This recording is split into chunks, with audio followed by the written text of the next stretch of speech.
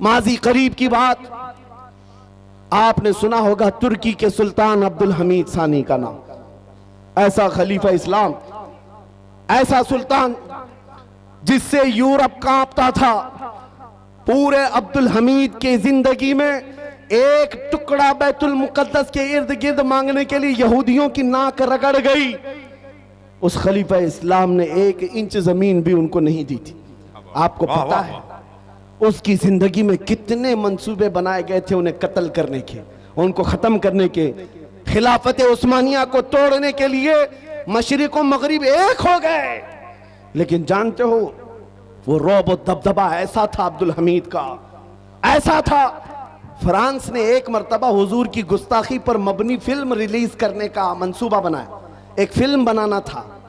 जैसे ही सुल्तान अब्दुल हमीद को यह खबर मिली, पैगाम सिर्फ इतना भेजा कि अरे फ्रांस के लोगों बाज आ जाओ, नबी पाक से हमारा ऐसा रूह का रिश्ता है, ऐसा ईमान का रिश्ता है कि हम में से कोई मुसलमान इस चीज को बर्दाश्त नहीं करेगा। अगर तुम इस फिल्म के रिलीज करने से बाज नहीं आओगे। खलीफा इस्लाम अब्दुल हमीद सानी ने कहा था पूरी दुनिया को लाकर मैं तुम्हारे सर पर फोड़ दूंगा। और ऐसा खौफ था, ऐसा डर था। फ्रांस ने उस वक्त जो अपना मंसूबा बंद किया तो आज तक वो फिल्म नहीं रिलीज कर सका। ये 150 साल पहले की बात कर रहा हूं। उस वक्त की ये यूरोपीय ताकतें खौफ खाती थी, थर्राती थी अब्दुल हमीद से। किस वजह से? अब्दुल हमीद की फौज बहुत बड़ी थी, अब्दुल हमीद का जहन बहुत बड़ा था। नहीं, अब्दुल हमीद का इश्क रसूल कमाल का था। क्या बात है, क्या बात है। इश्क रसूल कमाल का था। मदीना तैयबा से जब उन्होंने ट्रेन चालू की थी इस्तांबुल तक के लिए, जब इंजन को चलाया तो इंजन आवाज करने लगा। अब्दुल हमीद ने कोड़ा मारा, शहर रसूल में इतनी बुलंद आवाज। अब्दुल हमीद को वो भी पसंद नहीं था। वो नबी पाक के शहर की हुर्मत और इज्जत रखने वाला। मैंने जितनी मिसालें दी हैं याद रखो, उमर इब्ने खत्ताब की, खालिद इब्ने वलीद की, सलाहुद्दीन अय्यूबी की और खलीफा अब्दुल हमीद की, ये वो मिसालें मैं तुम्हारे सामने रख रहा हूं जो सबके पास अगर कोई दौलत थी तो इश्क रसूल की दौलत, जिससे उन्होंने पूरी दुनिया को ज़ेर कर दिया था और सबके सामने अपनी ताकत का लोहा मनवा लिया था। उस अब्दुल हमीद के बारे में जानते हो, जिसने इश्क रसूल में ऐसा भरा हुआ सीना अपने पास रखा था।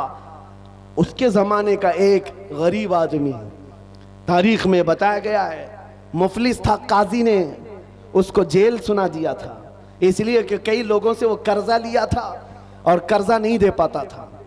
कर्ज खाहों ने काजी के पास मुकदमा किया, ये गरीब आदमी हम सबसे कर्जा लेता है, वापस नहीं करता है। काजी ने 3 दिन का टाइम दिया, कर्जे वापस कर दे नहीं तो जेल में डाल दूंगा। वो रोता हुआ अपने घर जा रहा था, एक बुजुर्ग मिले, कहा तेरे मसले का हल ये है कि हुजूर की बारगाह में रो रो करके बयान कर, कुछ न कुछ मदद आएगी, कुछ न कुछ मदद आएगी। रात को गया, वो रोता हुआ बारगाह मुस्तफा में फरियाद करता हुआ सो गया। मेरे अजीजों, बात सच्ची है, जब दिल टूटता है तो मदीने का ताजदार आता है। ख्वाब में मेरे आका तशरीफ लाए, पूछा क्या मसला है। उस गरीब ने कहा आका आपको हाल मालूम है, मैं गरीब हूं, मेरे बच्चे हैं, मेरी बीवी है, टूट गया हूं, कर्जा ले लेकर के घर चला रहा था, अब तो मुझे काजी की धमकी आ गई, 3 दिन के अंदर अदा नहीं किया तो जेल चला जाऊंगा। उस गरीब को मेरे आका सल्लल्लाहु अलैहि वसल्लम ने ख्वाब में बयान किया कि जा कल उठने के बाद बादशाह के दरबार में चला जा, जो सुल्तान है उसके दरबार में जाकर उससे कह कि तुझे जितनी जरूरत है वो ले ले। उस गरीब ने कहा सुल्तान तक हमारी पहुंच कहां है, कैसे जाऊंगा, और अगर जाकर कह भी दूं कि आपने भेजा है वो कैसे यकीन करेगा। अल्लाहु अकबर। ताजदार कायनात ने फरमाया उससे सिर्फ इतना कहना, रोजाना सूरज निकलने से पहले तू 1000 बार अपने नबी पर दुरूद भेजता, और ये बात कोई नहीं जानता, वो ऐसा आशिक है मेरा, लेकिन कल की रात थक कर सो गया था, मुझ पर दुरूद नहीं पढ़ सका, ये बात जाकर उसे कह देना। सुबह वो गरीब उठा और जाकर के सुल्तान इस्लाम के पास कहता है मुझे अल्लाह के नबी ने भेजा है। सुल्तान इस्लाम ने पूछा कि क्यों कह रहा है अल्लाह के नबी ने भेजा? कहा ये बता करके भेजा है, आप रोजाना रात हुजूर पर 1000 बार दुरूद पढ़ते हो और कल की रात थक कर सो गए, पढ़ना भूल गए।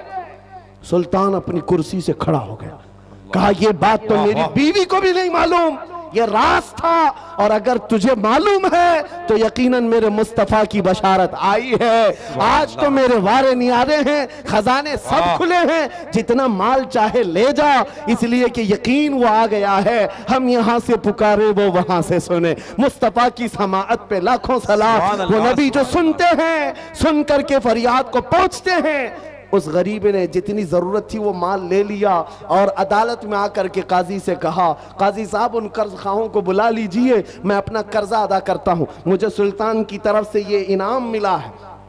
काजी ने क्या कहा, तू बैठ जा, तेरा कर्जा मैं अपनी जेब से अदा करूंगा, मैं अदा करता हूं। इस गरीब ने कहा, कल तो आप धमकी दे रहे थे और आज अपनी जेब से अदा करने की बात कर रहे हैं। काजी ने कहा, कल मैं तुझे नहीं पहचानता था, फैसला सुनाकर घर गया तो ख्वाब में रसूलुल्लाह को देखा, मेरे आका ने तेरी तरफ दिखा करके मुझे कहा, ऐ काजी दुनिया तेरे पास बहुत है, इस गरीब की मदद कर, कल क़यामत के दिन अल्लाह जन्नत में तुझे महल अता करेगा, लिहाजा तू अपनी जेब से नहीं, मैं अपनी जेब से अदा करूंगा। जितने कर्ज खा बैठे थे उन्होंने ये माजरा देखा, खड़े हो गए, कहा काजी साहब ना आप अदा करेंगे ना वो अदा करेगा, और भी कर्जा चाहे तो हम और देंगे, इसलिए कि इसकी हैसियत हुजूर की बारगाह में इतनी हमें मालूम नहीं था। वो कर्ज जितने कर्जदार जो था उस दरबार से उठता है, ना उसे 1 रुपया देना पड़ा, ना किसी को मनाना पड़ा, बल्कि प्लस उसको सुल्तान की तरफ से खजाना भी मिला। वहां दरबार से निकला और झूमता हुआ कहने लगा, इतना दिया सरकार ने मुझको जितनी मेरी औकात नहीं, ये तो उनका करम है, वरना मुझ में तो ऐसी बात नहीं। मेरे करीम से अगर कतरा किसी ने मांगा, दरिया बहा दिए हैं, दुर्बे बहा दिए हैं। इस वाक़े को मैंने सिर्फ इसलिए आपके सामने बयान किया। वो सुल्तान कौन था जिसका 1000 बार का दुरूद रोजाना का मामूल था? वो खलीफा अब्दुल हमीद सानी था, जिसका रौब दबदबा ऐसा था कि आज के दौर के 50 मुल्कों पर वो तन्हा हुकूमत करता था। आज 50 कंट्रियों में बट गया यूरोप, उनमें तन्हा हुकूमत थी अब्दुल हमीद की। मेरे अजीजों, आप क्या समझते हैं? ताकत और कुव्वत उसी इश्क़ मुस्तफ़ा का नाम है, उस मोहब्बत मुस्तफ़ा का नाम है। आज बड़े बड़े लीडर बैठे हुए हैं, अरे तेल की जायदादें इतनी हैं, ये सऊदी, ये इमारात, ये बहरीन, ये कतर, ये वो अमीर अरब के देश हैं जो तेल पी पी करके मर जाएंगे, एक लुकमा फिलिस्तीनियों को खिला ना पाएंगे, और ना ही इनसे कोई दुनिया खौफजदा है, दुनिया उनसे डरती भी नहीं। क्यों? ऐसे पट्टू हैं कि उनकी जुबानों में हमारी जुबान रखी गई है, दुनिया जानती, यूरोप को, अमेरिका को मालूम है, लेकिन इन बड़े बड़े ताकतवर देशों से नहीं डरने वाला यूरोप हमने अभी 4-5 साल पहले देखा है। व्हील चेयर पर बैठ करके खिताब करने वाले खादिम हुसैन से यूरोप थर्राता था, डरता था, और बार बार ये कहता था कि इनकी तकरीरों को बंद करो। हम सोचते हैं जिसके पैर में तकलीफ हो, खड़ा नहीं हो सकता, व्हील चेयर पर बैठकर लब्बैक का नारा लगाता है, यूरोप की धरती भी हिलती हुई नजर आती है। पता ये चला, ताकत और कुव्वत तख्त और ताज का नाम नहीं, फौज का नाम नहीं, बादशाही ताज का नाम नहीं, ताकत और कुव्वत हकीकत में इश्क़ मुस्तफ़ा का नाम।